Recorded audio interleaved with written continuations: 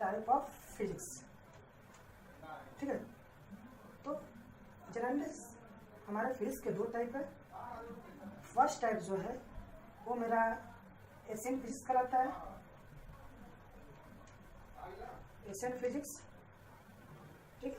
इसको हिंदी में बोलते हैं प्राचीन भौतिक, ठीक है। प्राचीन भौतिकी या किसी को बोलते हैं चिर सम्मत भौतिकी, ठीक है, चिर सम्मत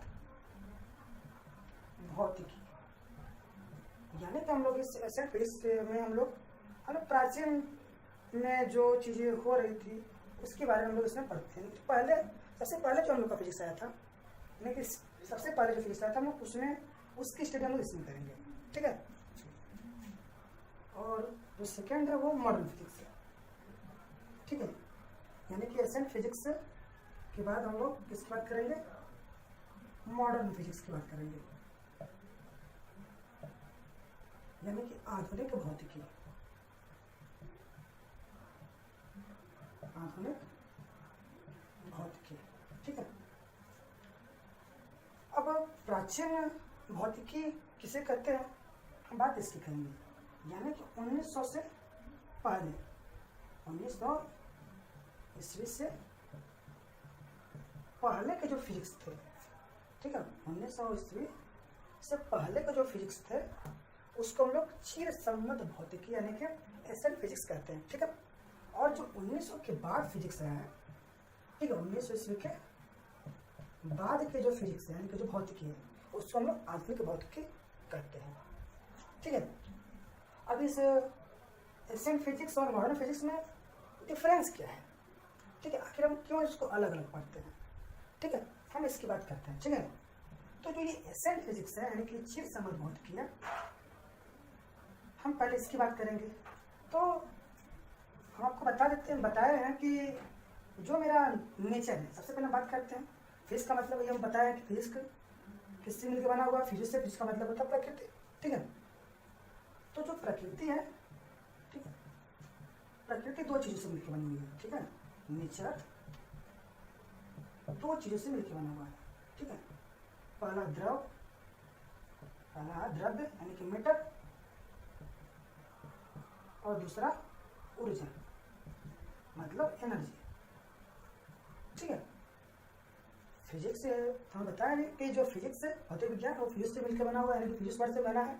और फिजिक्स का जो अर्थ होता है वो प्रकृति होती है, ठीक है। और प्रकृति जो है वो दो चीज़ों से मिलकर बनी हुई है, ठीक है। प्रकृति का जो निर्माण हुआ है वो दो चीज़ों से, द्रव्य और ऊर्जा से मिलकर बना हुआ है, ठीक है। यानी कि पूरे प्रकृति में दो ही चीज़ें, एक द्रव्य और दूसरा ऊर्जा, इसके अलावा कुछ नहीं है, ठीक है।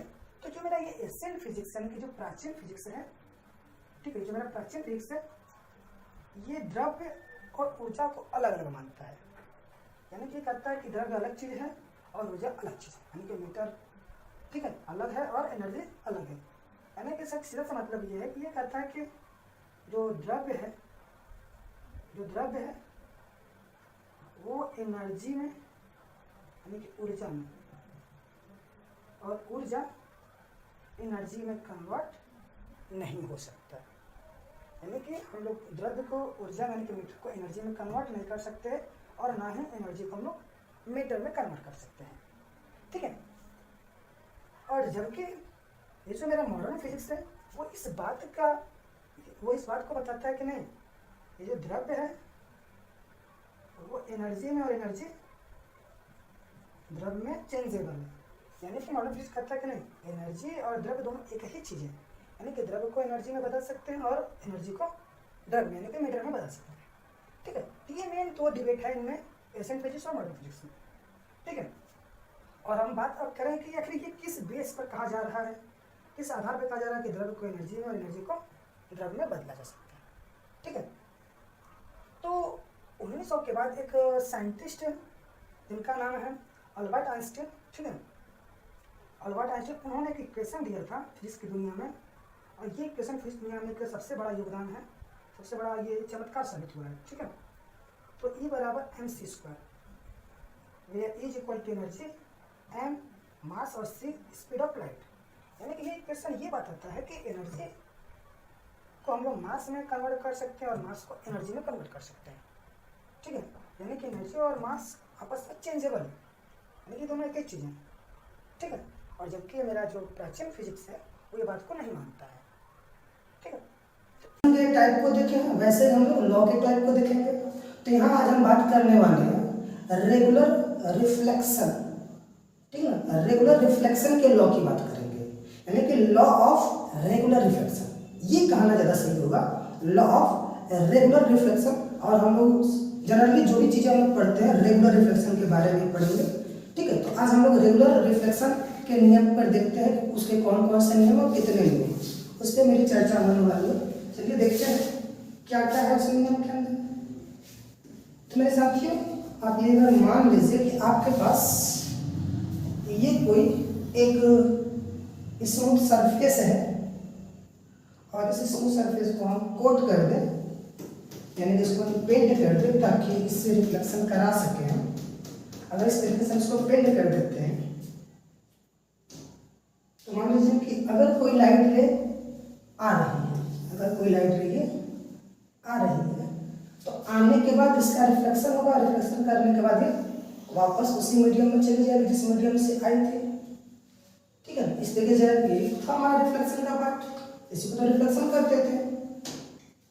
और जिस पॉइंट से रिफ्लेक्शन हो रहा है यहीं पर हम एक नॉर्मल ड्रॉ कर लेते हैं, जिस पॉइंट पर रिफ्लेक्शन हो रहा है वहीं पर हम एक नॉर्मल ड्रॉ कर लेते हैं, ठीक है ना, ताकि हम यहीं से इनके रिफ्लेक्शन के एंगल को देख सकें।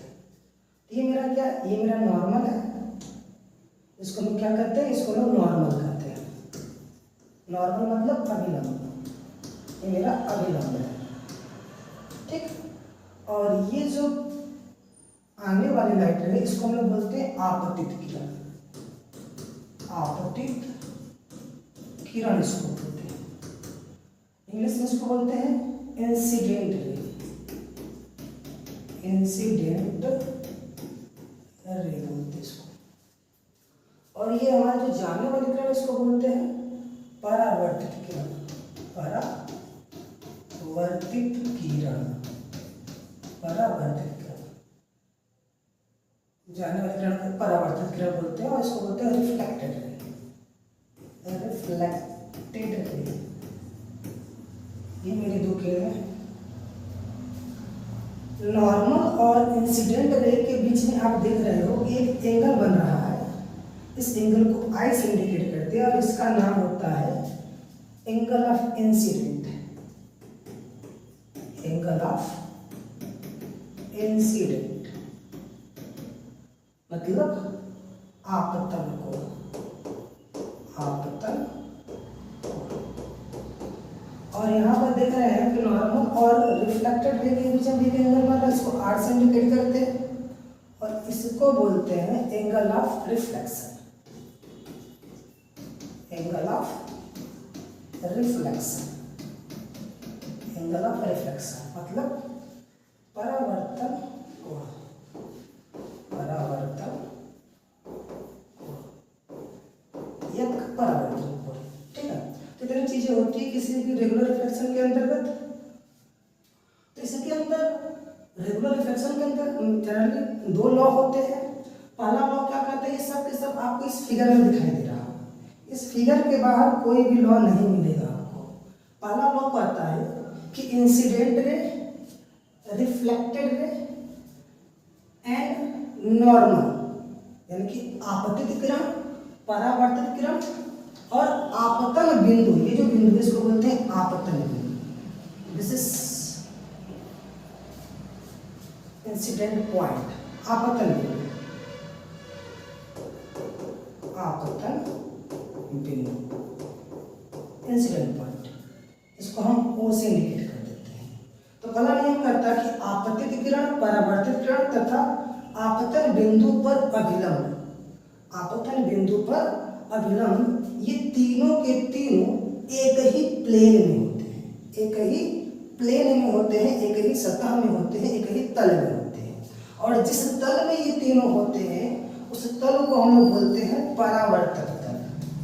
क्या बोलते हैं, परावर्तक तल बोलते हैं इसको। क्या बोलेंगे, परावर्तक तल बोलेंगे, मतलब कि प्लेन ऑफ रिफ्लेक्शन, परावर्तक तल बोलेंगे। तो पहला नियम तो यही है कि आपतित किरण, परावर्तित किरण तथा आपतन बिंदु पर अभिलंब, ये तीनों एक ही तल में होते हैं, एक ही प्लेन में होते हैं, एक ही सतह में होते हैं।